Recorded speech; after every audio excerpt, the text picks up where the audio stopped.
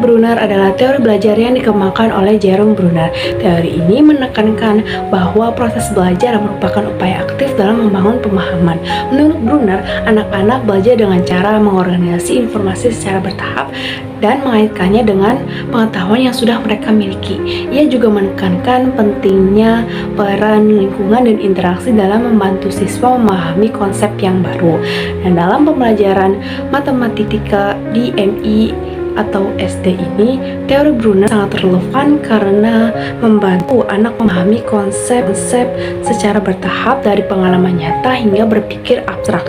Guru perlu menyajikan materi dengan cara yang sesuai dengan perkembangan kognitif siswa, seperti menggunakan benda konkret, gambar, dan simbolis matematika agar pembelajaran lebih efektif dan bermakna. Ada 3 representasi teori Brunner dalam pembelajaran matematika ini. Yang pertama ada tahap enaktif, yang kedua ada tahap ikonik, yang ketiga ada tahap simbolik. Yang pertama itu ada tahap enaktif, yaitu belajar lewat benda konkret, di mana dalam pembelajaran matematika mengacu pada cara siswa belajar melalui interaksi langsung dengan benda konkret. Pada tahap ini, siswa memahami konsep matematika dengan cara memanipulasi objek fisik dan mengalami sendiri proses belajar tersebut.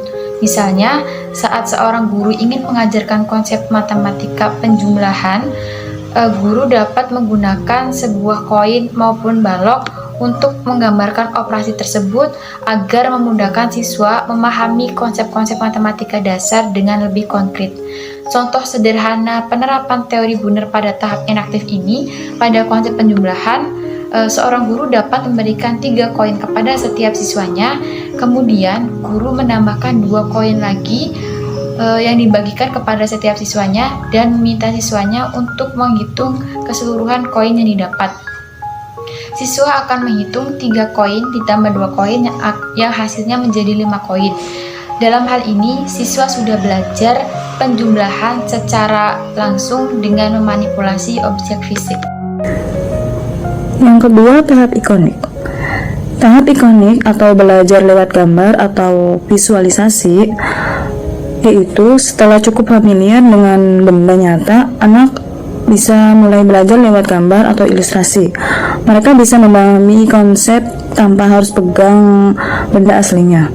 Contoh di kelas MI atau SD, yaitu pertama, kalau sebelumnya pakai batu buat belajar penjumlahan, sekarang cukup pakai gambar batu di buku atau di papan tulis. Contoh kedua yaitu pemecahan, bisa diajarkan dengan gambar pizza yang dipotong jadi beberapa bagian. Contoh yang ketiga yaitu konsep luas atau keliling, bisa dijelaskan lewat diagram atau sketsa di buku. Kenapa tahap ikonik itu penting?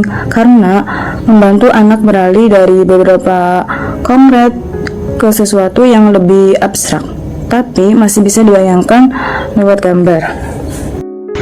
Dalam teori belajar matematika yang dikembangkan oleh Jerome Brunner, yaitu tahap simbolik, ialah tahapan terakhir yang dimana siswa itu memanipulasi simbol-simbol matematika secara langsung. Nah, pada tahap ini tuh siswa itu tidak bergantung pada objek konkret atau gambar. Contoh tahap simbolik dalam pembelajaran penjumlahan bilangan cacah. Nah, yang pertama itu siswa melakukan penjumlahan 2 bilangan dengan menggunakan lambang bilangan seperti 3 tambah 2 tambah dengan 5. Nah, jadi siswa itu sudah mampu memahami konsep penjumlahan dan mengaplikasinya dalam bentuk simbolik tanpa perlu menggunakan benda-benda konkret. Teman-teman, setelah melihat tadi penjelasan yang dijelaskan oleh teman-teman saya mengenai tahapan-tahapan dalam mengajarkan matematika yang dikemukakan oleh teori Brunner, itu ada 3 ya. Saya simpulkan ada 3 tahapan.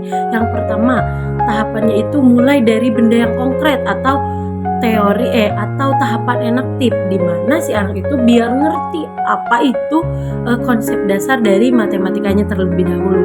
Kemudian tahapan yang kedua itu lanjut ke gambar atau visual, di mana ini nama tahapannya itu ikonik. Biar apa? Biar si anak itu bisa mulai nih membayangkan tanpa melihat benda aslinya. Kemudian tahapan yang terakhirnya itu pakai simbol ataupun memakai rumus yang dinamakan tahapannya itu simbolik. Nah, si anak itu biar apa? Biar bisa berpikir nih yang dari yang tadinya kan yang konkret dulu. Nah, sekarang itu udah mulai jauh, mulai ke yang abstrak, dan bisa si anak itu agar bisa menyelesaikan soal-soalnya lebih cepat gitu. Nah, kalau langsung loncat ke simbol tanpa melewati tahapan-tahapan pertama, kedua, nah si anak itu bisa kesulitan, teman-teman. Jadi kita harus mengajarkannya dari tahapan-tahapan yang tadi. Makanya belajar matematika itu harus bertahap dan sesuai dengan cara berpikirnya anak. Terima kasih.